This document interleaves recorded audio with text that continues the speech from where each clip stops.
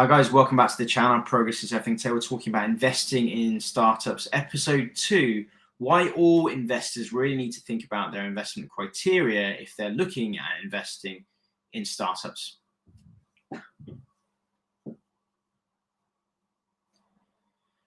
The reason why you want to be considering creating an investment criteria that fits your style of investing is because the investment world of startups is very large. You have endless opportunities to invest in startups.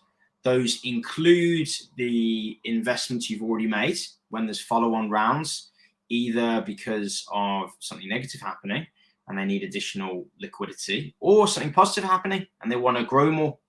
So that's number one. And number two, there's always new startups coming out, whether on the platform that you're looking at, other platforms, or on the grounds, maybe not using investment platforms, maybe using angel networks or whatever.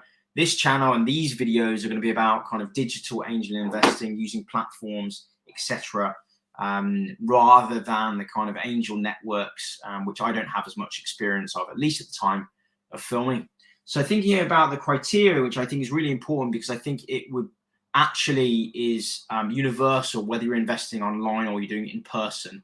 It kind of doesn't matter, but considering your own investment criteria is going to be important, whatever kind of investing you're doing. Number two, the reason is not everybody has an endless amount of money. Kind of everyone's money is more or less finite. And I know if you're starting out, I mean, I'm under 40 at the time of filming this. Yes, I work for Facebook, so I have some money to invest, but I don't have an endless pot of money.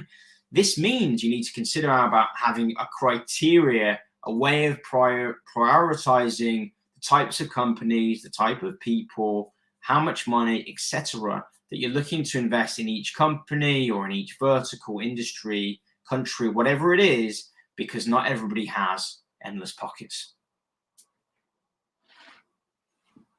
The third reason you need to have an investment criteria is nobody really knows what's going to work, even if you've got decades of experience investing, of which I'm coming up to that. Actually, I started investing in 2007.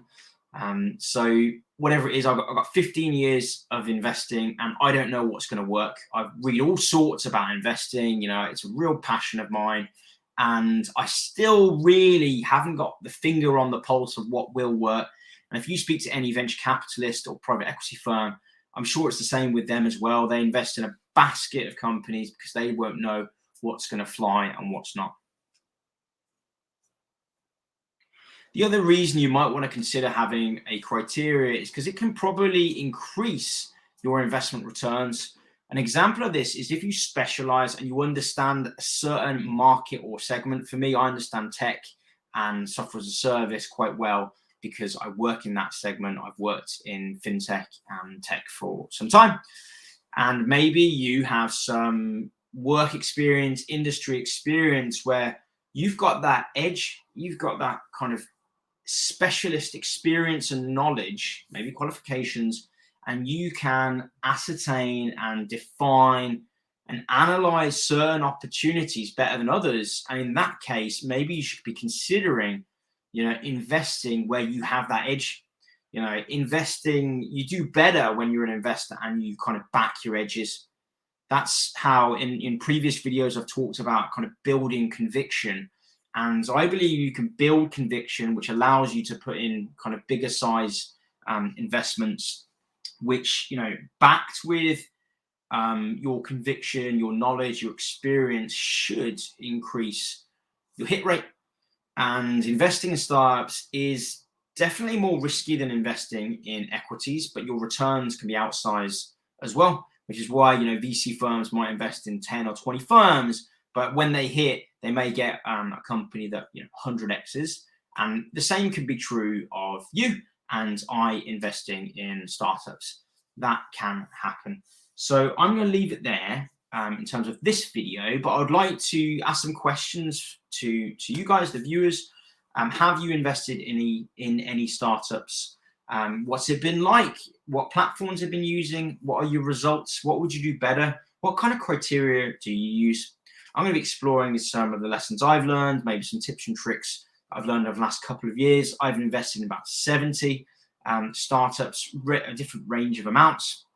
I'm not a millionaire, at least not yet, but I'm learning as I go, and I'm going to be sharing my knowledge on this channel as ever. If you've got any questions, queries, comments, let me know in the comment section below. If you haven't already, consider subscribing. If you like this kind of content, if you know anybody who you think this kind of content would help, definitely share the video.